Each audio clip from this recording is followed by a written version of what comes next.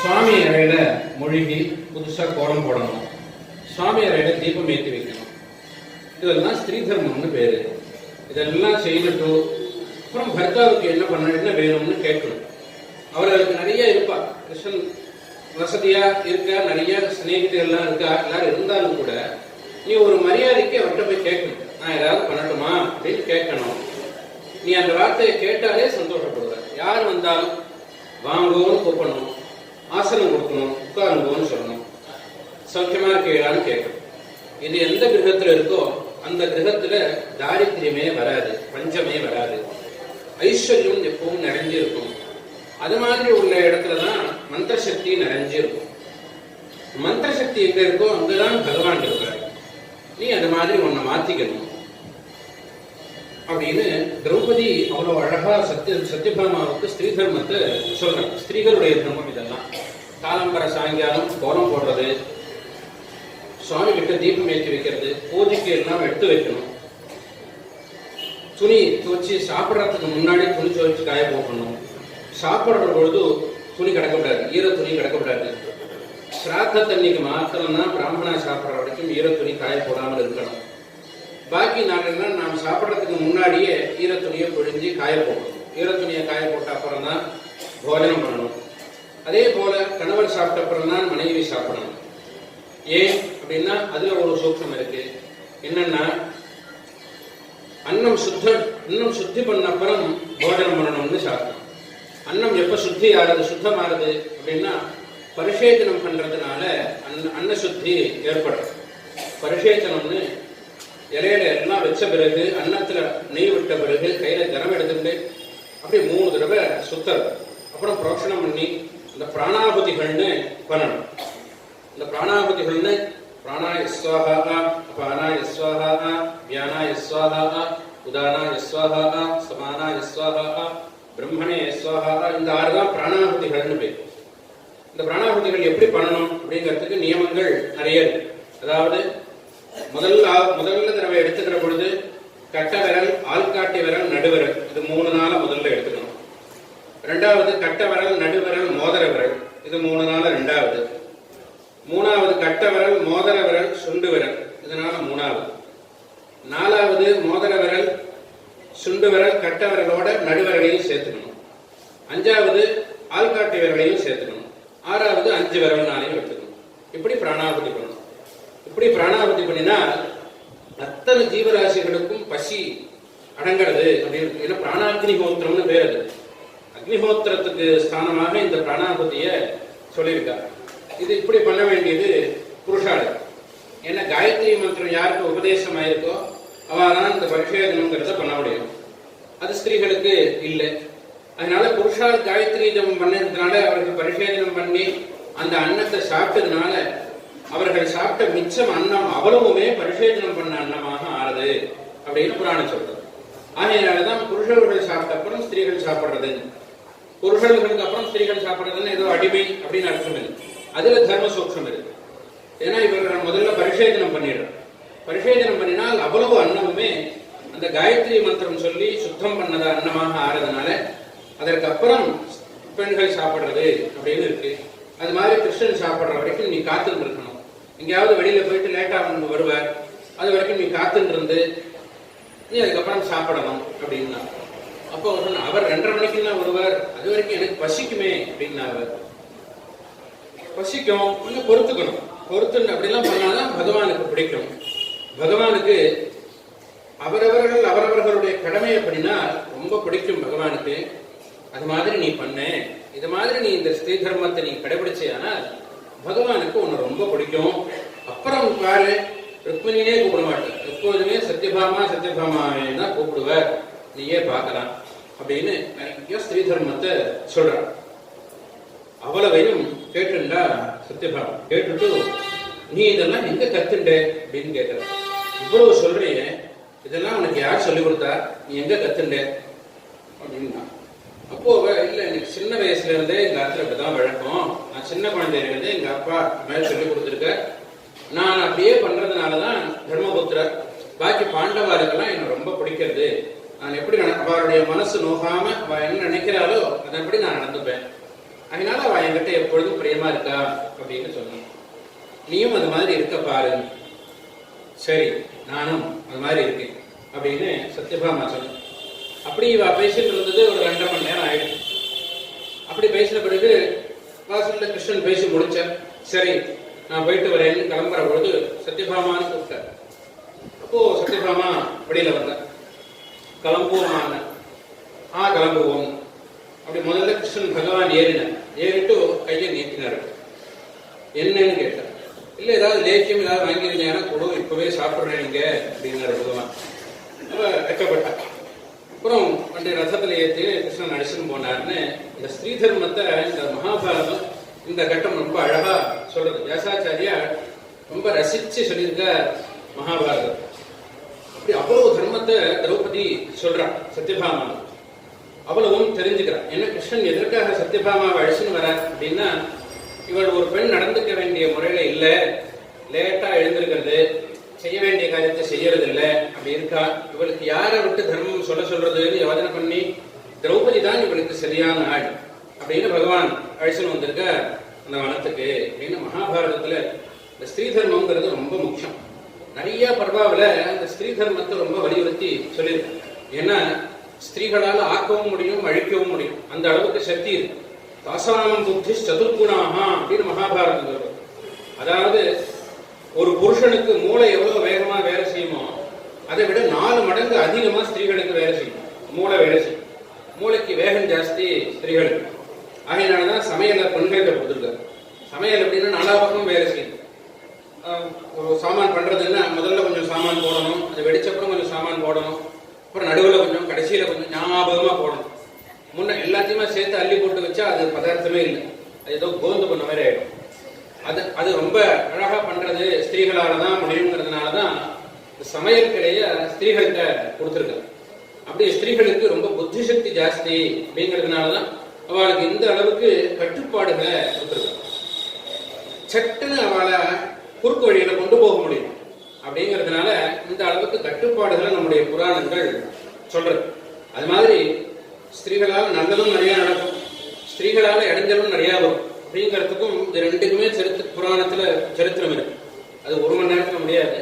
சுருக்கமா ஒரு சரித்திரத்தை பார்க்கணும். என்னன்னா, தக்ஷ யஜ்ஞம்னு ஒரு பிரகரணம் ஸ்ரீமத் பாகவதத்துல விரிவா சொல்லப்பட்டது. அதாவது தக்ஷன்னு ஒரு ராஜா.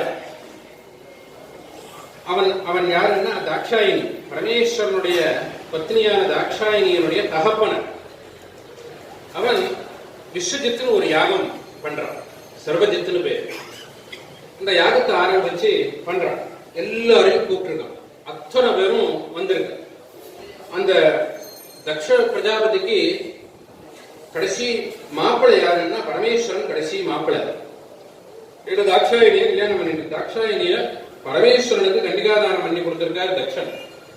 ஆகையினாலே மாப்பிள்ளைங்கிற முறையில பரமேஸ்வரனையும் கூப்பிட்டு எல்லோரையும் கூப்பிட்டுருக்காரு. எல்லாரும் வந்திருக்காரு இந்த யாகத்துக்கு. பரமேஸ்வரன் எப்பொழுதுமே அந்தர்தியானமாக இருக்கக்கூடியவர். கண்ணை மூடிட்டு தியானம் பண்ணிட்டே இருப்பார். வெளியில என்ன நடக்கிறதுன்னே அவருக்கு தெரியாது.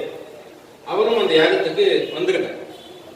அப்படி யாக சங்கல்பமாகி யாகசாலா பிரவேசம்னு எல்லா வஸ்துக்களையும் எடுத்துட்டு யாகசாலைக்குள்ள தக்ஷன் வரான். வரும்பொழுது தேவதைகள் அத்தனை பேருமாக எழுந்து நின்று வரவேற்கிறா தக்ஷன். அப்படி சந்தோஷமா பார்த்துன்னு வந்தவன் இங்க பார்த்தா மாப்பிள்ள பரமேஸ்வரன் உட்கார்ந்துட்டே இருக்கிறத பார்த்தான். பார்த்த உடனே அவனுக்கு ரொம்ப கோபம், அலட்சியப்படுத்துறான்னு தோணி போயிடுத்து தக்ஷனுக்கு. நாம் பொண்ணை கொடுத்துருக்கோம், நம்ம கை மேலையும் அவன் கை கீழேயும் இருந்தது. அப்போ நமக்கு கீழே ஒண்ணு எழுந்து நின்று வரவேற்க வேண்டாமோ, உட்கார்ந்து இருக்காருன்னு கோபம் வந்துடுத்து தக்ஷனுக்கு. இப்போ யாகசாலைக்குள்ள வந்து அப்படி அங்க பண்ண வேண்டிய இந்த ஹோமங்கள்லாம் பண்ணின பிறகு திரவிய நிர்தேசம்னு ஒன்று நடக்கும். யாகத்துல பட்ஜெட் வாசிக்கிறது. யாகத்துக்கு எவ்வளவு பணம் சேர்ந்திருக்கோ ஒவ்வொன்றுக்கும் இவ்வளவு பணம் எடுத்து வைக்கணும் அப்படின்னு உத்தரவு பண்ணுவார் எஜமான். அதுக்கு திரவிய நிர்தேசம்னு பேர். அது படிக்கிறதுக்கு முன்னாடி தக்ஷன் பேசணும் யாகசாலையில். நீங்க எல்லோரும் வந்து என்ன ரொம்ப உயர்வாக வரவேற்பதற்கு நான் ரொம்ப சந்தோஷப்படுறேன். ஆனால் எனக்கு ஒரு வருத்தம், என்னுடைய மாப்பிள்ளை கடைசி மாப்பிள்ளை எழுந்து நின்று வரவேற்கவே. வரவேற்காட்ட போனாலும் பரவாயில்ல, எழுந்து நிற்க வேண்டாமா? நான் யாக சங்கல்பம் பண்ணி எஜமானனாக வரேன், என்னை வரவேற்க வேண்டாம், அலட்சியப்படுத்துறேன் அப்படின்னு சொல்லி சொன்ன உடனே ரொம்ப கோபம் ஜாஸ்தியா போயிடுத்து கேலி பண்ண ஆரம்பிச்சுட்டான் தக்ஷன். அவன் வேஷத்தையும் ஆளையும் பாருங்க, ஒழுங்கா கட்டிக்கிறதுக்கு வேஷ்டி, நான் வேஷ்டியை கொடுக்காமையா இருக்கு, இவ்வளவு வேஷ்டி கொடுத்துருக்கேன் மாமனான்னு நான் முறையில ஒரு வேஷ்டி கட்டிக்காம எதையோ தோலை கட்டின்னு வந்து உடம்ப சரியா மறைக்காம, இப்படி என்னுடைய பொண்ணை இது மாதிரி ஒரு குடும்பத்தில் கொடுத்துட்டேன்னு நான் ரொம்ப குறைவா நினைக்கிறேன் அப்படின்னு ரொம்ப ஜாஸ்தியா பேசிவிட்டான் தர்ஷன். அந்த பூதகணங்கள்லாம் பார்த்து இவன் ரொம்ப ஜாஸ்தி பேசுறான்னு தெரிஞ்சது. அந்த பூதகணங்கள்லாம் மெதுவா கிளம்பிட்டு உடனே மெதுவா பரமேஸ்வரன் கண்ணை திறந்தார். திறந்து இப்படி எப்படி பார்த்துட்டு மெதுவா எழுந்து யாகசாலையில இருந்து கிளம்பிட்டார் பரமேஸ்வரன். உடனே பூதகணங்கள் எல்லாருமா சேர்ந்து கிளம்பி கைலாசத்துக்கு வந்து சேர்ந்துட்டாங்க. அந்த யாகம் முடிஞ்சது. இந்த பரமேஸ்வரனை கூப்பிடாம ஒரு யாகம் பண்ணணும்னு ஆரம்பிக்கிறான் தக்ஷன். வாஜபேயம்னு ஒரு யாகம், அது எல்லா யாகங்களை காட்டிலும் ரொம்ப உயர்ந்த யாகம். அந்த வாஜபேயம்ங்கிற யாகத்தை ஆரம்பிக்கிறான் தக்ஷன். எல்லாரையும் கூப்பிட்டுருந்தான், ஆனால் பரமேஸ்வரனை மாத்திரம் கூப்பிடவே இல்லை.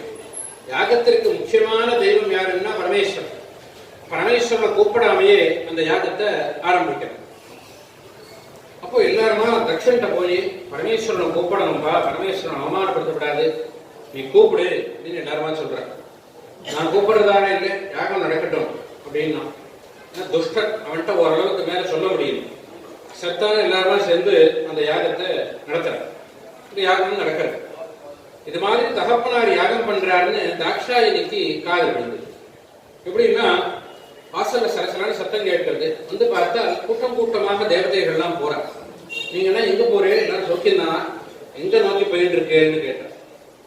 உனக்கு தெரியாதா, தக்ஷன் யாகம் பண்றான், இந்த யாகத்துக்கு தான் போயிட்டு இருக்கோம், நீ எப்ப கிளம்புற, நீ எப்ப வரப்போறேன்னு கேட்டான். இப்படியா, அப்பா யாகம் பண்றாளா, சரி நீங்களாம் போயிட்டே இருக்கோம், நான் பின்னாடியே வந்துடுறேன் அப்படின்ட்டு உள்ள வந்து பரமேஸ்வரன்ட்ட சொல்றான். தாக்ஷாயி, அப்பா யாகம் பண்றானா கேள்விப்பட்டேடா, நாமளும் போகணும், இதோ நான் கொஞ்ச நேரத்துல ரெடி ஆயிடுறேன், நாம 2 பேருமா போவோம் அப்படின்னு. பரமேஸ்வரன் சொன்ன, கட்டாயம் போகணும், அப்பா யாகம் பண்ணா கட்டாயம் போகணும் அப்படிங்கிறது இல்லை, யார் யாகம் பண்ணாலும் போகணும். அனாபூதோத்தரம் கச்சேது ஆபூத ஸ்மார்த்த கர்மணின்னு இருக்கு. அதாவது சோம யாகம்னு எங்க நடந்தாலும் நம்மளை கூப்பிடணும்னு எதிர்பார்க்கிறது, கூப்பிடாமையே போகணும் யாகத்துக்கு. ஆபூத ஸ்மார்த்த கர்மணி, பாக்கி ஸ்மார்த்த கர்மாக்கள் உபநயனம் கல்யாணம் இவையெல்லாம் கூப்பிடாம போகக்கூடாது, கூப்பிட்டாதான் போகணும். யாகம்ங்கிறது கூப்பிடாம போக வேண்டிய காரியம், போகணும். ஆனா நம்மளை கூப்பிடாம பண்ணணுங்கிறது தான் அவருடைய எண்ணம். அதனால நாம போக வேண்டாம், போக வேண்டிய டைம் வரும் அப்ப போவோம்னு. இல்ல போகணும், எல்லாரும் போறா, இந்த யாகம்னு வந்தாதான் என்னுடைய அக்கா எல்லாரையும் பார்க்க முடியும். அக்கா அத்தின் பேர், அவ குழந்தைகள், அவரெல்லாம் பார்க்கவே இல்லை. சமீபத்தில் கல்யாணத்தின் பொழுது பார்த்தது, அதுக்கப்புறம் அவரெல்லாம் பார்க்கல. யாகம்னா எல்லாரும் வருவா, எல்லாரையும் பார்க்கலாம், அதனால போவோம்னு. இல்ல வேண்டாம்னு பரமேஸ்வரன், நீங்க அனுமதி கொடுங்க, நான் மட்டும் வேணா போயிட்டு வரேன். நீயும் போகக்கூடாது, அவசரப்படாது, நமக்கு ஆத்வானம் வரும், வரவே இருப்பா, அப்ப போவோம், நீ அவசரப்படாது. இல்ல நான் போறேன்னு சொல்றதுக்குள்ள அவர் திருப்பி அந்தர்தானம் ஆயிட்டார் பரமேஸ்வரன். கூப்பிட்டு பார்த்தா அவர் தியானத்துல உட்கார்ந்துட்டார். அவர் தாக்ஷாயணி யோஜனை பண்ணி பார்த்தார், இந்த சமயத்துல பந்துக்கள் எல்லாம் பார்த்தா தானே, அப்புறம் பார்க்க முடியாது. சரி நாம போயிட்டு ஒரு 1 மணி நேரம் இருந்துட்டு வந்துருவோம் அப்படின்னு அவசர அவசரமா ட்ரெஸ் பண்ணிட்டு போற தாக்ஷாயணி யாகசாலைக்கு போறான். அங்க போன உடனே சகோதரிகள் எல்லாருமா வரவேற்று, ஏன் இவ்வளவு நாளை எடுத்து இங்க மாத்துக்காரர் வரலையான்னு கேட்டா. இல்ல அவர் பின்னாடி வரான்னு விட்டா, பின்னாடி வருவாரு, நான் முன்னாடி வந்துட்டேன். அப்படியா, சந்தோஷம் அப்படின்னு ஒருத்தருக்கு ஒருத்தர் பேசினார். அந்த தக்ஷன் யாகசாலையில ஒவ்வொருத்தரையா வரவேற்கிறான், ஒவ்வொருத்தரையா கூப்பிட்டு எல்லாரையும் வரவேற்பு பண்றான். தாக்ஷாயணியை மட்டும் வரவேற்கவே இல்லை. அவள் தெரிஞ்சிட்டார், நம்ம அவமானப்படுத்துறார் தகப்பனார் அப்படிங்கிறத தெரிஞ்சிட்டார்.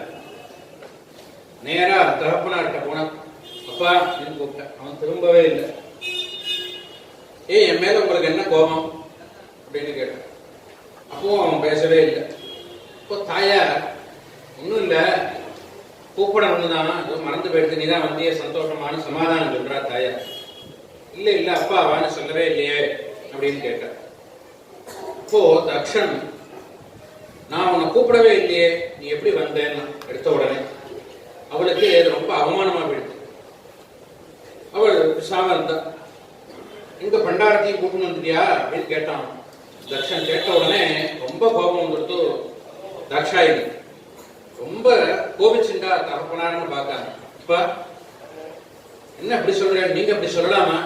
அவருடைய பெருமை தெரிஞ்சவர் நீங்க அது மாதிரி சொல்லலாமா? யாரோ சொல்றவன் மாதிரி சொல்றேன். வேண்டாம், உங்களுடைய கடைசி மாப்பிள்ளை இல்லையா, மகாவிஷ்ணு ஸ்வரூபஸ்ய வரஸ்ய இதமாக தான் வரவேற்பு. காசி யாத்திரை ஆன உடனே மகாவிஷ்ணு ரூபமாக தான் மாப்பிள்ளையை வரவேற்று இந்த கன்னிகா தானம் பண்றது. அது மாதிரி அவரை மகாவிஷ்ணுவா நினைச்சுதானே என்ன தானம் பண்ணேன். இப்ப என்ன அவர் உங்களுக்கு குறைவா போயிட்டாரா? எந்த விதத்துல அவர் குறைவுன்னு நினைக்கிறேன் அப்படின்னு கோபிச்சுட்டார் தகப்பனார். அவன் கேட்கவே இல்லை, உன்னை நான் இங்க கூப்பிடவே இல்லை, நீ முதல்ல யாகசாலையிலிருந்து கிளம்பு இருப்பான். கூப்பிடாம நீ வந்ததே பெசது, நீயா போறது நல்லது அப்படின்னு அவன் சொன்ன உடனே அவளுக்கு ரொம்ப அவமானமா இருக்கு. அவ சொன்னா, நான் அங்கிருந்து நாம போவோம் சொல்ற பொழுதே அவர் போகாதேன்னு சொன்னார் என்கிட்ட. நீ போகாத, முறையா நமக்கு அழைப்பு வந்தப்புறம் போகணும், நீ போகாதன்னு அவ்வளவு சொல்லியும் நான் இங்க வந்தது ரொம்ப தப்பு, நான் வந்திருக்க கூடாது. இப்ப நான் திருப்பி அங்க போனேன்னு அவருக்கு அவமானம். என்ன நடந்ததுன்னு கேட்பேன். என்ன இது மாதிரி அவமானப்படுத்தி அனுப்பினார்னு நான் சொல்லணும். அதே அந்த அவமானம் எனக்கு இல்லை, அவருக்கு தான் அவமானம். ஆகையினால நான் திருப்பி அங்கேயும் போக விரும்பல அப்படின்னு அங்க உள்ள அக்னியில இறங்கிட்டா தாக்ஷாயினி. அக்னியில இறங்கிட்டா கபீர்னு உடம்பு அப்படியே குடிச்சுடும். இப்படி ஒரு சம்பவம் ஆன உடனே அங்க இருந்த தேவதைகள் அத்தனை பேரும் பயந்து போயிட்டார். மேற்கொண்டு என்ன நடக்க போறதுன்னு தெரியலையேன்னு பயந்து போய் அப்படியே எல்லாரும் சாமான வச்சுட்டு ஓடி போயிட்டா.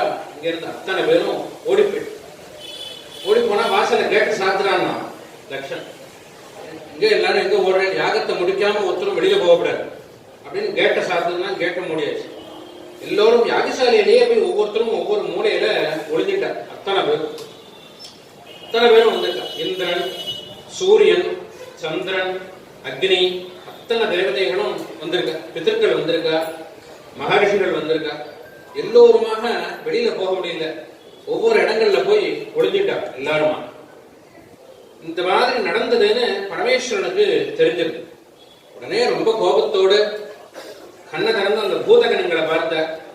அந்த பூதகணங்கள் எல்லாருமா நீங்க என்ன சொல்றீங்களோ அதை பண்ணுவோம், இப்போ என்ன பண்ணட்டும்னு கேட்டு அந்த பூதகணங்களை நீங்க உடனே யாகசாலைக்கு போங்கன்னு பரமேஸ்வரன் உத்தரவு பண்ணினார். அத்தனை பேருமாக இந்த யாகசாலைக்கு ஓடி வந்துட்டான். அவ்வளவு பூதங்களும் ஓடி வந்துடும்.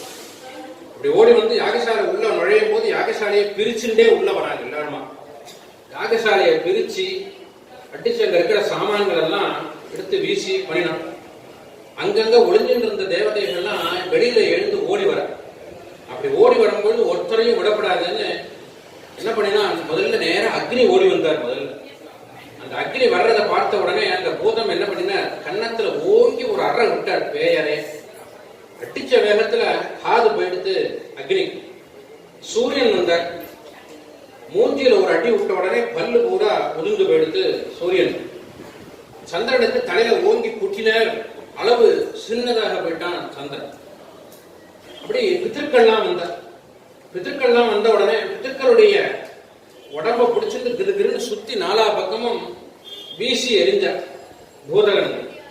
அவ எல்லாருமா சேர்ந்து பட்சிகளாக பறந்து ஓடின வெளியில். இப்படி ஒரே ரகலையா போயிடுது. இதெல்லாம் ஆனப்புறம் திரும்பவும் அங்கிருந்து வந்து தேவதைகள்லாம் பரமேஸ்வரன் காலில் விழுந்து மன்னிப்பு கேட்டான்.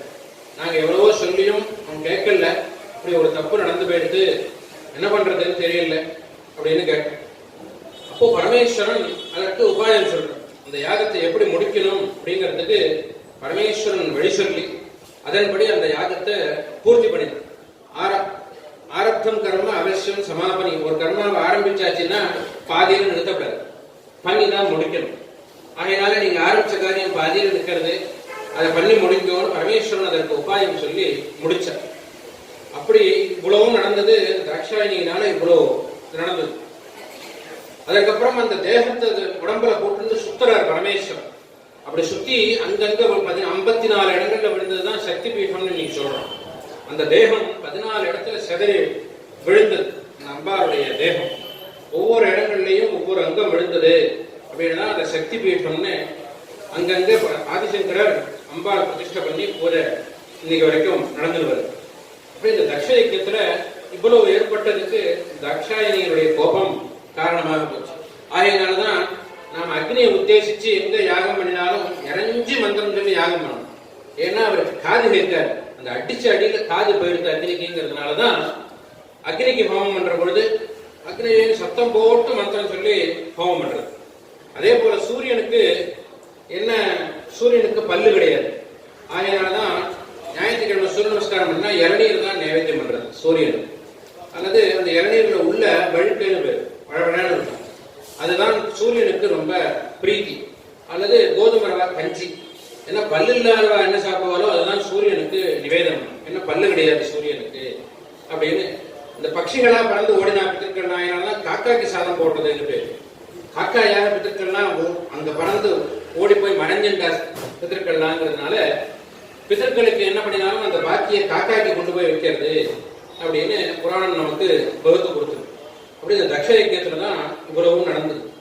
அப்படி ஸ்திரீகளால நல்லதும் செய்ய முடியும், இது மாதிரி இடைஞ்சல்களும் கொண்டு வந்துட முடியுங்கிறதுனால ஸ்ரீ தர்மத்துக்கு ரொம்ப முக்கியத்துவம் ஜாஸ்தி அப்படின்னு நம்முடைய புராணங்கள் ரொம்ப வலியுறுத்தி சொல்றது. அதே போல உபநயனம்ங்கிறது புருஷாளுக்கும் உண்டு, ஸ்திரீகளுக்கும் உண்டு. 2 பேருக்குமே உபநயனம்ங்கிறது உண்டு. இந்த உபநயனத்தை பத்தி நம்முடைய சாஸ்திரம் என்ன சொல்றதுன்னா, அபஸ்தம்பர் உபநயனம் வித்யார்த்தஸ்ய ஸ்ருதித சம்ஸ்காரஹ. உபநயனம்ங்கிறது வித்தியை ஆரம்பிக்கக்கூடியதான ஒரு சம்ஸ்காரம், படிப்பை ஆரம்பிக்கக்கூடியதான சம்ஸ்காரம் உபநயனம். சரீரமேவ மாதா பிதரோ ஜனயதஹ சஹி வித்யாதஸ்தம் ஜனயதி. தாயார் தகப்பனார் இந்த சரீரத்தை மாத்திரம் தான் கொடுக்கிறார். ஆனா காயத்ரிங்கிற தாயார் தகப்பனார் காட்டுறதனுடைய அனுஷ்டானம் தான் இந்த உபநயனம்ங்கிறது. சரி வித்யாதஸ்தம் ஜனயதி, புதுசாக பிறப்பாக சொல்லப்பட்டிருக்கு இந்த உபநயனம். அதனாலதான் உபநயனம் ஆச்சுன்னா த்விஜன்னு பேர். த்விஜகான 2வது தடவை பிறந்தவன் அப்படின்னு அர்த்தம். அப்படி 2வது பிறவியாக இந்த உபநயனம் சொல்லப்பட்டது. தத் ஸ்ரேஷ்டம் ஜென்மா. அந்த உபநயனம் ஆச்சுன்னா ரொம்ப உயர்ந்த ஜென்மாவே அவன் அடைஞ்சவனாக ஆறான் அப்படின்னு சொல்றது. இதே ஸ்திரீகளுக்கும் எப்படி புருஷாளுக்கு 7 வயசுல இந்த உபநயனம்ங்கிறத பண்றோமோ அதே போல ஸ்திரீகளுக்கு கல்யாணம் தான் உபநயனஸ்தானம் அப்படின்னு நம்முடைய சாஸ்திரம் சொல்றது. அதனாலதான் புருஷாளுக்கு கல்யாணம்ங்கிறது கட்டாயம் பண்ணிக்கணும்னு நம்முடைய சாஸ்திரம் சொல்லல, ஆனால் ஸ்திரீகள் கட்டாயம் கல்யாணம் பண்ணிக்கணும்னு வலியுறுத்தி சொல்றது. அப்படி பிரசங்கள் ஆன பிறகு, படிப்பு முடிஞ்ச பிறகு சமாவர்த்தனம்னு ஒரு அனுஷ்டானம். அது ஆனப்புறம் ராத்தினா சம்பாஷ யதார்த்தங்கச்சதி அப்படின்னு ஆபஸ்தம்பர் சொல்றாங்க. தன் நண்பன்கிட்ட கேட்கணும், அப்பா படிப்பெல்லாம் முடிச்சாச்சு, நான் இப்ப அடுத்ததா என்ன பண்ணட்டும் அப்படின்னு கேட்கணும். நண்பனுக்கு தான் தெரியும் இவன் கல்யாணம் பண்ணிட்டு இவனால ஒரு பெண்ணை வச்சு காப்பாற்ற முடியுமா அல்லது இவன் கொஞ்சம் அசடா என்னங்கிறது நண்பனுக்கு தான் தெரியும். அவன் நீ கல்யாணம் பண்ணிக்கோ அப்படின்னு சொன்னான்னா அதுக்கப்புறம் கல்யாணத்துல இறங்கணும். நீ கல்யாணமா இன்னும் தெரியலப்பா பாத்துக்கோ அப்படின்னா கல்யாணத்துல இறங்கக்கூடாது, நமக்கு அதிகாரம் இல்லைங்கிறத தெரிஞ்சுக்கணும். இப்படி முடிஞ்சா கல்யாணம் பண்ணிக்கலாம், இல்லைன்னா பிரம்மச்சாரியாகவே இருக்கலாம், தப்பு இல்லை புருஷாளுக்கு. ஆனா ஸ்திரீகளுக்கு அப்படி இல்லை, கட்டாயம் கல்யாணம் பண்ணிக்கணும். ஏன்னா உபநயன ஸ்தானமாக இந்த கல்யாணம் இருக்கிறதுனால ஒவ்வொரு ஸ்திரீகளுக்கும் கல்யாணம்ங்கிறது கட்டாயம் அப்படின்னு நம்முடைய தர்மசாஸ்திரம் சொல்றது. இப்படி ஒரு கல்யாணம்னு ஒன்று ஆச்சுன்னா ரொம்ப பொறுப்புகள் வருது. அந்த தாயார் அந்த தம்பதிகளுக்கு 1000 பொறுப்புகளை எடுத்துக்கிறான்னு ஆபஸ்தம்பர் சொல்றார். ஒருத்தன் கல்யாணம் பண்ணிட்டான்னா 1000 பொறுப்புகளை அவன் வகிக்கிறான். அதுக்கப்புறம் அந்த பொண்ணை காப்பாற்றணும், அவன் பண்ண வேண்டியதை பண்ணணும். அப்புறம் குழந்தைகள் பிறக்கும், குழந்தைகளை நல்வழிப்படுத்தணும், குழந்தைகளுக்கு நல்லவைகளை சொல்லி தரணும், அவளுக்கு கல்யாணம் கார்த்திகை பண்ணி வைக்கணும். இப்படி பொறுப்புகள் நிறைய இருக்கு. இந்த அளவுக்கு பொறுப்பு நம்மால முடியுமா அப்படிங்கறத யோஜனை பண்ணி கல்யாணம் பண்ணிக்கோ அப்படின்னு மகரிஷிகள் சொல்லியிருக்காங்க. அப்படி இந்த ஸ்திரீகளுக்கு உபநயனஸ்தானம் இந்த கல்யாணம்ங்கிறது. அப்படி இந்த உபநயனம்ங்கிறது ரொம்ப முக்கியமான ஒரு சம்ஸ்காரம். இந்த உபநயனத்துல இருந்துதான் நமக்கு மந்திர ஸ்வீகாரம்ங்கிறது வருது. தகப்பனார் காயத்ரி மந்திரம் உபதேசம் பண்ணினா உடனே அந்த காயத்ரி மந்திரம் அந்த குழந்தைக்கு புரஸ்கரணமானது அப்படின்னு கருட புராணம் சொல்றது. வேற யாராவது உபநயனம் பண்ணி வச்சா அந்த காயத்ரி 24 லட்சம் ஜபம் பண்ணணும். 24 லட்சம் ஜபம் ஆச்சுன்னா தான் அந்த காயத்ரி மந்திரம் புரஸ்தரணமாகும், சித்திக்கும். ஆனால் தகப்பனார் பிரம்மோபதேசம் பண்ணினா உடனே அந்த காயத்ரி மந்திரம் அந்த குழந்தைக்கு சித்தி ஆகுது அப்படின்னு தகப்பனார் பிரம்மோபதேசம் பண்ணி வைக்கணும். குழந்தைக்கு 7வது வயசுல பண்ணி வைக்கணும். இந்த மந்திரங்கள்லாம் ரொம்ப அற்புதமான மந்திரங்கள். மந்திரங்களுடைய அர்த்தங்கள்லாம் பார்த்தா அந்த குழந்தைக்கு வாழ்க்கையில எந்த குறையுமே ஏற்படாது. அந்தந்த காலத்துல அடைய வேண்டிய பலனை அந்த குழந்தை அடைஞ்சுட்டே இருக்கும். அதுக்கெல்லாம் அதர்வ மந்திரம்னு பேர். அதாவது இந்த உபநயனம், இந்த கல்யாணம், இவைகள்ல நாம் சொல்லக்கூடிய மந்திரங்கள் இருக்கே, இந்த மந்திரங்கள்லாம் நமக்கு எஜுர்வேதத்துக்கு உள்ள வரல. அதை தனியா வச்சிருக்கா மகரிஷிகள். 7 காண்டத்துல உபநயன மந்திரங்கள் வரல. மந்திர பிரஷ்னம்னு தனியா. ஏன் அப்படின்னா அதை அதர்வண மந்திரம்னு பேர். ரொம்ப சக்தி வாய்ந்த மந்திரங்கள். இந்த தைத்திரிய மொத்தம் எஜுர்வேதம்ங்கிறது 103 சாக்கை எஜுர்வேதம். அந்த 103 சாக்கையிலையும் உள்ள மந்திரங்களை வருஷப்படுத்தி நமக்கு கொடுத்ததுதான் மந்திர பிரஷ்னங்கள். அதனால அந்த மந்திரங்கள்லாம் ஒரு தடவை சொன்னாலே போறோம், ஆயுஷ்காலம் முடிய பலனை கொடுக்கக்கூடியது. அதான் எல்லாருக்கும் ஜென்மால ஒரு தடவை தான் இந்த உபநயனம்ங்கிறது நடக்கிறது. ஆனால் அந்த மந்திரத்தினுடைய பலன் இருக்கே ரொம்ப ரொம்ப கடைசி வரைக்கும் நமக்கு கூட இருந்து அந்த மந்திரங்கள் பலனை கொடுக்கிறது. அவ்வளவு சக்தி வாய்ந்த மந்திரங்கள். அப்படி பண்ணி அந்த உபநயனத்தை பண்ணி பிரம்மோபதேசம் பண்ணிட்டாச்சுன்னா அந்த குழந்தை சமிதாதானம் முதல்ல வரக்கூடியது சமிதாதானம். இந்த சமிதாதான மந்திரங்கள்லாம் இருக்கு. சமிதாதானம் பிரம்மச்சாரிகள் பண்ணிட்டு போனா போதும், எதிரையுமே குறவே ஏற்படாது. இந்த சமிதாதானத்தினுடைய பெருமையை நமக்கு காட்டுறதுக்காகத்தான் பகவான் வாமனாவதாரம் பண்றார். பாகவதத்துல பார்க்கணும். வாமனாவதாரத்துல பகவான் சமிதாதானம் பண்ணினார்னு வருது. இந்த சமிதாதான மந்திரங்கள்லாம் ரொம்ப அற்புதமான மந்திரங்கள். அதுல ஒரு மந்திரம் வருது சமிதாதானத்துல, யோமா அக்னே பாகினகம் சந்தமதா பாகம் சிகீர்ஷதி அபாகமக்னே தங்குரு மாமக்னே பாகினம் குரு ஸ்வாஹா அப்படின்னு ஒரு மந்திரம். இந்த மந்திரம் என்ன சொல்றது?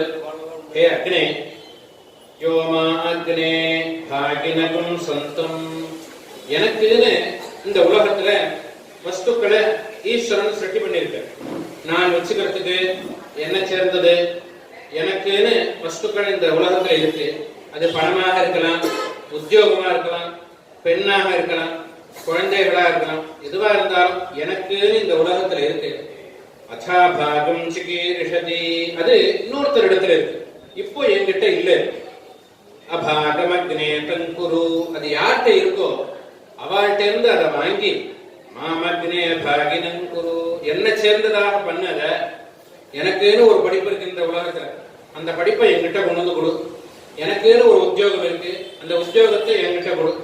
எனக்குன்னு ஒரு பொண்ணு இந்த உலகத்துல பிறந்திருக்கு, அந்த பொண்ணை என்கிட்ட கொண்டு வந்து கொடு. எனக்குன்னு குழந்தைகள் இந்த உலகத்துல இருக்கு, அந்த குழந்தைகளை எனக்கு காட்டு அப்படின்னு இந்த மந்திரம் பிரார்த்திக்கிறது. அந்த அக்னியை பார்த்து பிரார்த்திக்கிறான் அந்த பையன். இந்த மந்திரத்தை சொல்லி இந்த சவிதாதானத்தை பண்ணிட்டு போனான்னா, இன்டர்வியூக்கு போனான்னா உடனே வேலை கிடைக்கும் பையன். கல்யாணத்துக்கு நாம ரொம்ப சிரமப்பட வேண்டிய அவசியமே இருக்காது. இந்த கல்யாண வயசுன்னு வந்ததுன்னா தானா இவனுக்குன்னு உள்ள பொண்ணை காட்டும். அவ்வளவு உயர்ந்தது இந்த சவிதாதானத்துக்கு. பிரம்மச்சாரிகள் கட்டாயம் பண்ணணும். அந்த அக்னியே அவனுக்கு எப்பப்போ என்னென்ன வேணுமோ அப்பப்போ அந்த அக்னியை அனுகிரகம் பண்ணுவார். அவ்வளவு சக்தி வாய்ந்த மந்திரங்கள். இதெல்லாம் அதர்வ மந்திரம்னு பேர். அதர்வண வேதத்திலிருந்து நமக்கு வகுத்து கொடுத்திருக்கா மகரிஷிகள். அப்படி இந்த மந்திரங்கள்லாம் நல்லா சஸ்வரமா சொல்லி அந்த சமிதாதானத்தை பண்ணிட்டு அந்த பையன் ஆபீஸ் உத்தியோகத்துக்கு போனான்னா உத்தியோகத்துல மேன்மேலும் வளர்ச்சி கிடைக்கும். பணங்காசுக்கு பஞ்சமே இருக்காது. ஏன்னா ஆரோக்கியம் பாஸ்கராதிச்சேது, ஆரோக்கியம் தேக ஆரோக்கியம் நமக்கு பூர்ணமாக வேண்டுமானால் சூரியனை உபாசிக்கணும். ஸ்ரீவிச்சேது ஹுதாசனாத்து, ஐஸ்வர்யம் பணங்காசு நிறைய வேணுமானால் அக்னியை உபாசிக்கணும். ஞானம் சங்கராதிச்சேது, ஞானம் நமக்கு நிறைய வேணும் அப்படின்னா பரமேஸ்வரனை உபாசிக்கணும். மோட்சம் இச்சேது ஜனார்தனாது, மோட்சம் கிடைக்கணுமானால் மகாவிஷ்ணுவை சேவிக்கணும், மகாவிஷ்ணுவை உபாசிக்கணும்.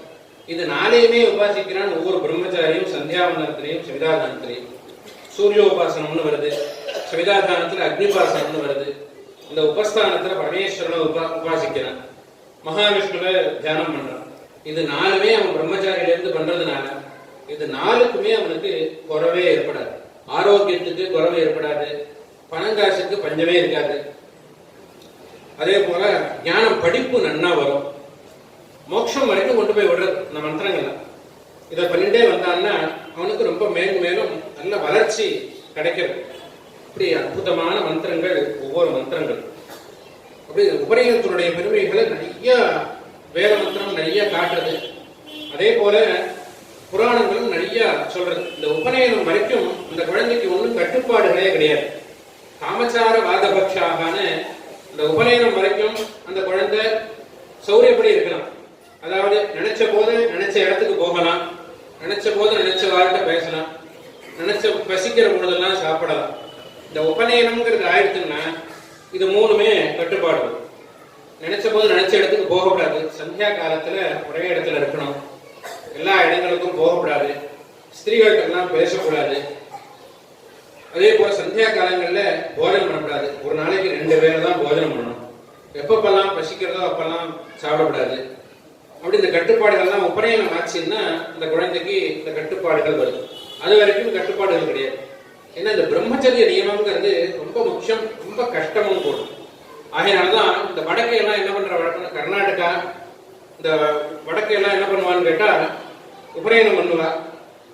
உபநயனம் பண்ணி அடுத்த வருஷமே விரதம் பண்ணி சமாவர்த்தனத்தை பண்ணி பஞ்சகஜம் கட்டி விட்டுருவாங்க அந்த குழந்தைக்கு. ஏன்னா இந்த பிரம்மச்சரிய நியமத்தை காப்பாத்துறது ரொம்ப கஷ்டமா இருக்கு. பிரம்மச்சரிய நியமங்கள் 100 பக்கம் இருக்கு நம்முடைய தர்மசாஸ்திரத்துல. அதாவது காலம்பர சாயங்காலம் சந்தியாவந்தனம் கட்டாயம் பண்ணணும், சந்தியா காலங்களில் தூங்கப்படாது, பகல்ல தூங்கப்படாது, ஸ்திரீகளோட பெண்களோட பேசக்கூடாது, பெண்களோட விளையாடக்கூடாது, டான்ஸ் ஆடுற பெண்களை பார்க்கக்கூடாது, ஸ்திரீகள் சாப்பிட்ட மிச்சத்தை சாப்பிடக்கூடாது, ஒரு வீட்டு அன்னத்தை சாப்பிடக்கூடாது. இது அவ்வளவும் இன்னைக்கு கணக்கு பண்ணா ஒண்ணு கூட நம்ம பண்ணா வைக்க மாட்டோம். அவ்வளவும் நடந்தோம் ஏதோ ஒரு விதத்துல. அப்படிங்கிறதுனாலதான் அந்த பக்கங்கள்லாம் ஒரு வருஷம் பிரம்மச்சாரியா வச்சுட்டு இருப்பான். ஒரு வருஷம் ஆன உடனே அவனுக்கு சமாவர்த்தனத்தை பண்ணி பஞ்சகஜம் கட்டி விட்டுருவான். அவன் பஞ்சகஜத்தோடயே இருந்துருப்பான். எப்பவும் போனா பார்க்கலாம். வடக்கு கர்நாடகா பக்கங்கள்லாம் பாடசாலைகள் பார்த்தா சின்ன சின்ன குழந்தைகள்லாம் பஞ்சகட்சம் கட்டிட்டு இருக்கிறத பார்த்து. இதான் காரணம். இந்த பிரம்மச்சரிய நியமங்கிறத கொஞ்சம் அதுல ஏதாவது குறைவு ஏற்பட்டா கூட முதல்ல அவனுடைய புத்தியை கெடுக்கும். அது புத்தி இந்த கலியில அது ஒரு பெரிய தோஷம். கலியில என்ன பண்ணணும்னா எது பண்ணினாலும் முதல்ல புத்தியை கெடுக்கும். அதனால அன்னதோஷம் எதுவாக இருந்தாலும் முதல்ல புத்தியை தான் கெடுக்கிறது. அதனால புத்தி கெட்டு போகக்கூடாதுங்கிறதுனாலதான் இந்த பிரம்மச்சரிய நியமங்களை இவ்வளவு அளவுக்கு வச்சிருக்கா மகர்ஷிகள். அதுல இந்த சந்தியாவந்தனம்ங்கிறது இருக்கு. இந்த பிரம்மச்சரிய உபநயனம் ஆன உடனே அவனுக்கு முதல்ல ஆரம்பமானது மாத்தியானிகம். எல்லோருமே முதல்ல விடுறதும் மாத்தியானிகம் தான் விடும்படியா வரும். ஏன்னா ஆபீஸ்ல இருப்போம், எல்லாரும் முதல்ல விடுறதும் மாத்தியானிகம் தான். முதல்ல ஆரம்பம் மாத்தியானிகம். இந்த மந்திரங்கள்லாம் நல்லா அழகா சொல்லி பண்ண. ஆயுஷோ தீர்க்க சந்தியத்வாது தீர்க்கமாயு ரவாப்புனியுகோ அப்படின்னு புராணம் சொல்றது.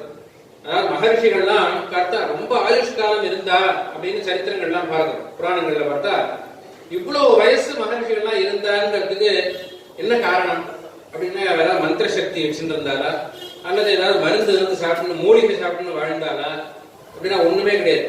அவளுக்கு மந்திர பலம் தான். இப்ப வசிஷ்டர்னு ஒரு மகர்ஷி, அவரை எடுத்துட்டா ராமனுடைய சரித்திரம் ஆரம்பமானதுல இருந்து வசிஷ்டர் இருக்கார். ராமனுடைய சரித்திரம் எப்படி ஆரம்பமானதுன்னா 5 தலைமுறைக்கு முன்னாடில இருந்து ஆரம்பமாரு. அதாவது ராமனுடைய தகப்பனார் தசரதர், தசரதருடைய தகப்பனார் அஜன், அஜனுடைய தகப்பனார் ரகு, ரகுவனுடைய தகப்பனார் திலீபன். அந்த திலீபன்கிற ராஜாவுக்கு சந்ததிகள் ஏற்படலை. அவன் ரொம்ப கவலைப்பட்டான். கவலைப்பட்டு தன்னுடைய குலகுருவான வசிஷ்டரை போய் பார்த்து கேட்டார். திலீபன் தம்பதிகளாக போய் நமஸ்காரம் பண்ணி உங்களுக்கு சந்ததிகள் ஏற்படணும், நீங்கள் தான் உபாயம் சொல்லணும் அப்படின்னு கேட்க, வசிஷ்டர் பின்னாடி மாடு கட்டியிருக்கு, மாட்டுக்கு சாணி அள்ளி மாட்டை குளிப்பாட்டி தீனி வச்சுன்னு 1 வருஷம் இங்க இருந்துட்டார் வசிஷ்டர். அவர் ராஜா, தேசத்து ராஜா. இந்த ராஜான்னு பார்க்காமலும் இங்காத்து மாட்டை குளிப்பாட்டு தண்ணி வச்சுட்டு. ஏன்னா இந்த கோசேவாங்கிறது ரொம்ப முக்கியம். பசுமாட்டுக்கு குளிப்பாட்டி சாணி அள்ளி வைக்க போட்டால் சந்ததிகள் ஏற்படாதவர்களுக்கு குழந்தை பிறக்கும் அப்படின்னு அதுதான் சொல்றார் வசிஷ்டர். 1 வருஷ காலம் பண்ணினான் திலீபன். தசரதனுடைய மாட்டுக்கு குளிப்பாட்டி, வசிஷ்டருடைய மாட்டுக்கு குளிப்பாட்டி தீனி வச்சு ஒரு வருஷம் பாதுகாத்து தான் ரகுன்னு பிறந்தான். அந்த பசுமாட்டினுடைய அனுகிரகத்தினால ரகு பிறந்தாங்கிறதுனாலதான் ராமனுடைய வம்சத்துக்கே ரகு வம்சம்னு பேர் கிடைச்சது அப்படின்னு பசுவனுடைய பெருமை அங்க சொல்லப்பட்டது. அந்த திலீபனுக்கு உபாயம் சொல்ற பொழுதே வசிஷ்டர் இருந்தார்.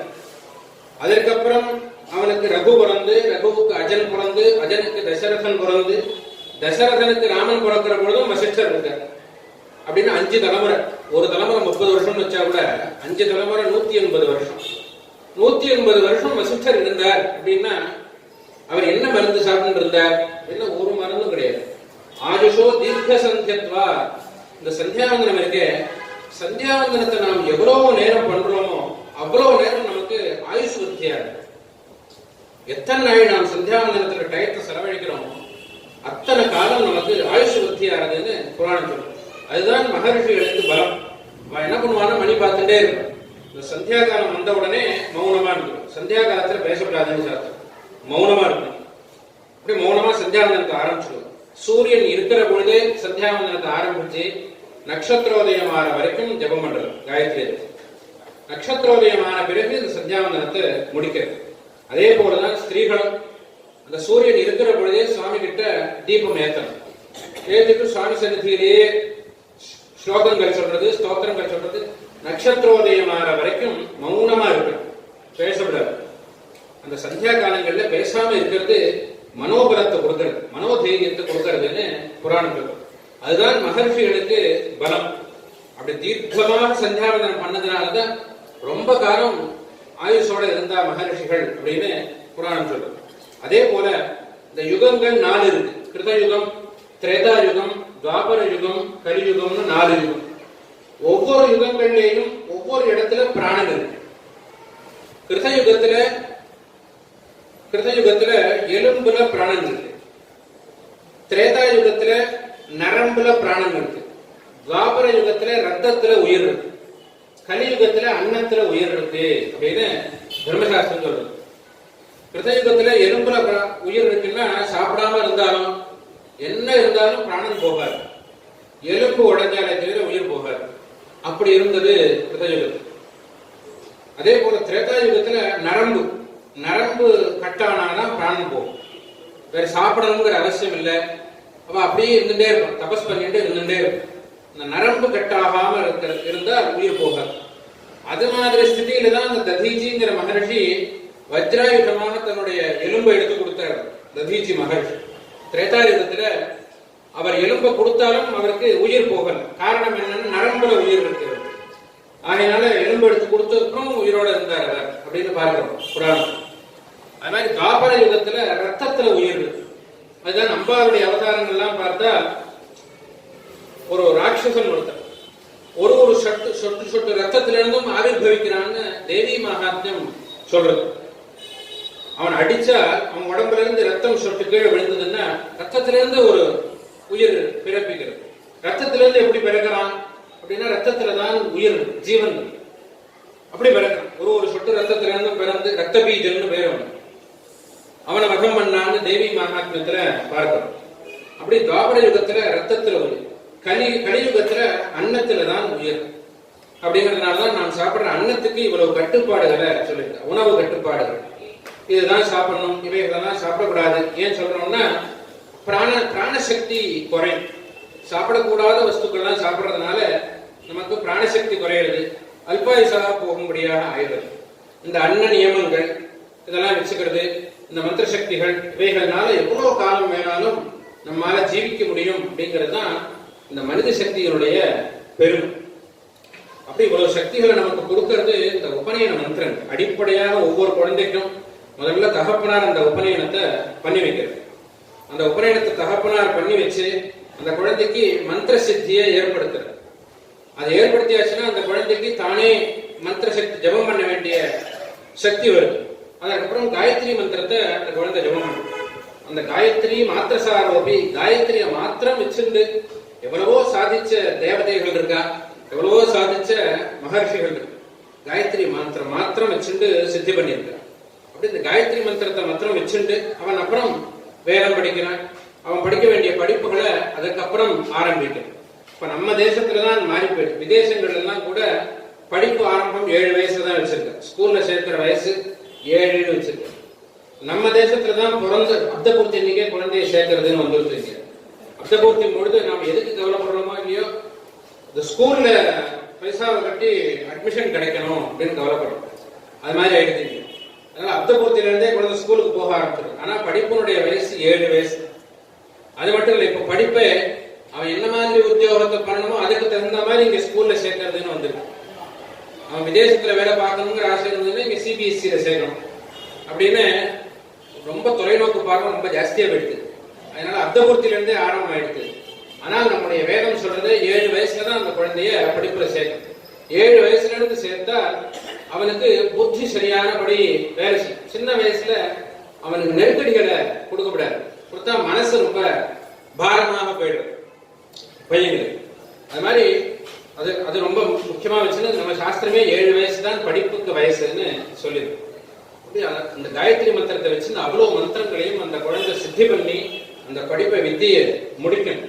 அந்த வித்தியை படிக்க வேண்டிய வரிகள்லாம் கூட வரிசைகள்லாம் கூட நம்முடைய மகர்ஷிகள் சொல்லியிருக்காங்க. முதல்ல எதை படிக்கணும், அப்புறம் எதை படிக்கணும்னு வரிசையா சாங்கோபாங்கமாக படிக்கிறதுன்னு பேர். வேதம் படிக்கிறதுன்னா வேதத்துக்கு அங்கங்கள்னு 6 இருக்கு. சிக்ஷா, வியாக்கரணம், சந்தகா, நிருக்தம், ஜோதிஷம், கல்பம்னு இது 6க்கும் வேதாந்தம்னு பேரு.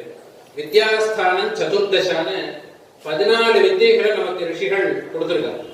அங்காணி 6 அங்கங்கள், வேதாஸ் சத்வாரகா 4 வேதங்கள் 10 ஆச்சு. மீமாம்சான்னு ஒரு படிப்பு, நியாயம்னு ஒரு படிப்பு, புராணங்கள்னு ஒரு படிப்பு, தர்மசாஸ்திரம்னு ஒரு படிப்பு. இந்த 14க்கும் படிப்புன்னு பேர். இந்த தர்மசாஸ்திரம்ங்கிறது அது ஒரு தனி படிப்பு. அது 3 வருஷ கால படிப்பு. அது இந்த வேதம்லாம் படிச்சு முடிச்சப்பறம் தர்மசாஸ்திரம்னு 3 வருஷம் படிக்கணும். இதுதான் மகாபிரிவா காலப்போக்கில் அதெல்லாம் விட்டு போயிடுது. விட்டு போகக்கூடாதுங்கிறதுக்காகத்தான் பெண்கள்லாம் பொழுதுபோக்கா நம்முடைய தர்மசாஸ்திரங்கள்லாம் படிக்கணும் அப்படின்னு சொல்லி வேத தர்மசாஸ்திர பரிபாலன சபான்னு ஒன்று ஆரம்பிச்சு அதுல நம்முடைய தர்மசாஸ்திர புஸ்தகங்களை பூரா தமிழ்ல போட சொல்லணும். தெரியவா மேல சம்ஸ்கிருதத்திலையும் கீழே தமிழ்லையும் போட்டு கொடு. அப்படி பெண்கள்லாம் பொழுதுபோக்கா என்னென்னவோ புஸ்தகங்கள் படிக்கிறதுக்கு பதிலாக நம்முடைய தர்மசாஸ்திரங்கள்லாம் என்ன சொல்றதுன்னு பொழுதுபோக்கா படிச்சு தெரிஞ்சுக்கட்டும் அப்படின்னு பெரியவா கீழே தமிழ்ல மேல சம்ஸ்கிருதத்துல போட்டு நிறைய பிரதிகள் போட்டு கொடுக்க சொல்லணும். அதுக்கு வித்வான்களை போட்டு மெனக்கட்டு அதை எழுத சொல்லி வருஷ கணக்கா அதை எழுதினாங்க. எழுதி அதை பிரிண்ட் பண்ணி எல்லோருக்கும் கொடுத்தாங்க. ஒவ்வொரு ஆத்திரையும் இருக்க வேண்டியது அந்த தர்மசாஸ்திர புத்தகம்னு ஷட்காண்டம்னு பேர். அது இந்த நாள்ல ஸ்திரீகளுக்கு பயன்படுறதோ இல்லையோ புருஷாளுக்கு அத்தனை பேருக்கும் அது பயன்படுது. ஏன்னா இன்னைக்கு தர்மசாஸ்திரம் சொல்றபடி நாம் செய்யணும். முடிஞ்ச வரையிலும் நம்முடைய தர்மசாஸ்திரம் என்ன வழியில சொல்றதோ அதன்படி செய்யணும்னு ஆசைப்பட்டு பண்றதுக்கு நிறைய பேர் காத்துருக்கு. அவளுக்கு இந்த புஸ்தகம் ரொம்ப பயன்படும். இதெல்லாம் யோஜனை பண்ணிதான் மகாபிரிவா இன்னைக்கே அதெல்லாம் தமிழ்ல போட சொல்லி சொன்னான். ஒரு தர்மசாஸ்திரம்ங்கிறது தனி படிப்பு. அதே போல புராணங்களும் படிப்பாக தான் சொல்லிச்சு. 14 வித்தியில புராணங்களும் படிப்பு. 18 மகா புராணங்கள்னு இருக்கு. அதாவது ராமாயணத்துக்கு புராணம்னு பேரு, ராமாயணத்துக்கு ஆதி காவியம்னு பேரு, மகாபாரதத்துக்கு இதிகாசம்னு பேரு. பாக்கி 18 இருக்கு, அவைகளுக்கு மகா புராணம்னு பேரு. இந்த 3க்கும் என்ன வித்தியாசம் அப்படின்னா, ஆதி காவியம் அப்படின்னு ராமாயணத்துக்கு பேரு. அப்படின்னா ராமர் வாழ்ந்த காலத்திலேயே எழுதினது ராமாயணம், அந்த சமகாலத்துல எழுதினது ராமாயணம். அதனால அதுக்கு ஆதி காவியம்னு பேரு. இதிகாசம்னா அது நடந்த பொழுது பார்த்தவர் நமக்கு சொல்றார். இதிகாசம் இப்படி நடந்தது அப்படின்னு நடந்ததை பார்த்தவர் நமக்கு சொல்றதுனால அதற்கு இதிகாசம்னு பேர். அது மகாபாரதம். வியாசாச்சாரியார் கூட இருந்து பார்த்து பிறகு நமக்கு அதை சொல்றார். வியாசாச்சாரியார் மகாபாரதம் சொல்றார், மகாகணபதி எழுதுறாருன்னு முன்னாடி பார்த்தோம்.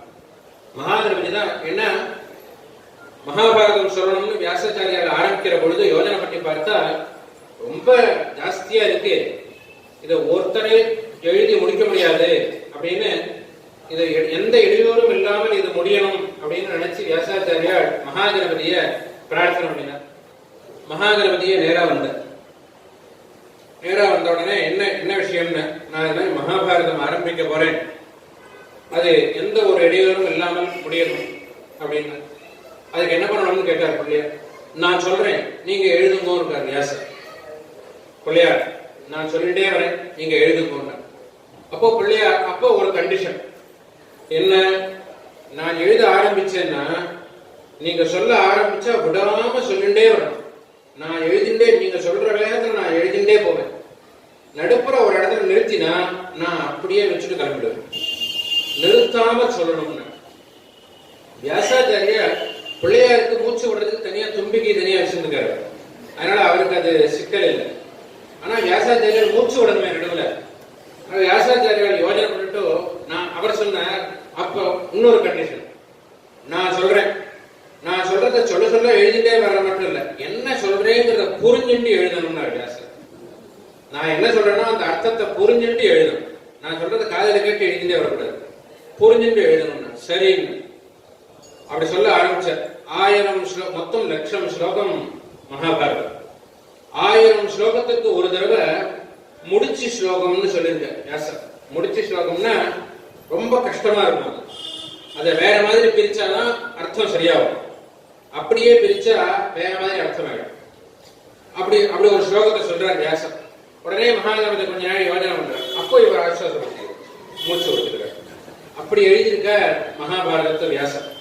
அதற்கு கிரந்தி ஸ்லோகம்னு பேர். இந்த விராட்ட பர்வான ஒரு பகுதி வருது மகாபாரதத்தில் கடைசியில. அதாவது அஜ்ஞாதவாசம் பண்ற பஞ்சபாண்டவா அஜ்ஞாதவாசம் பண்றா. அது அஜ்ஞாதவாசத்துல உத்தர கோகிரகணம்னு விராட ராஜாவனுடைய பசுக்களை அபகரிச்சுன்னு போறான் துரியோதனன் வந்து.